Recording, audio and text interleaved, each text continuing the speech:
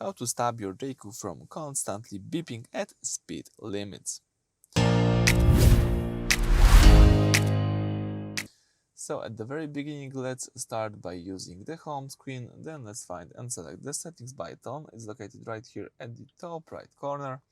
Then you can use this left menu and select here the driver assistance, the third tab.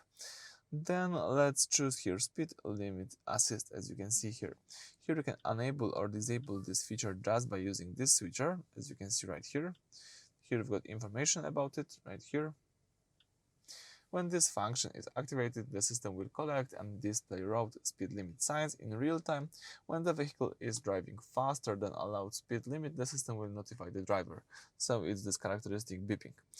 What's really important, you can also quickly enable or disable this feature just by using this tool menu. So let's just swipe down the screen, and here you can enable or disable the following speed limit assist. As you can see, you can either use the voice on it or don't use the voice notification. But what's also really worth mentioning that the speed limit will restart and manually enable after you stop and start the vehicle. So you have to be aware that you need to disable the speed limit assist every time you start the vehicle. Alright, so that's it. Thank you for watching. Please subscribe to our channel and leave thumbs up.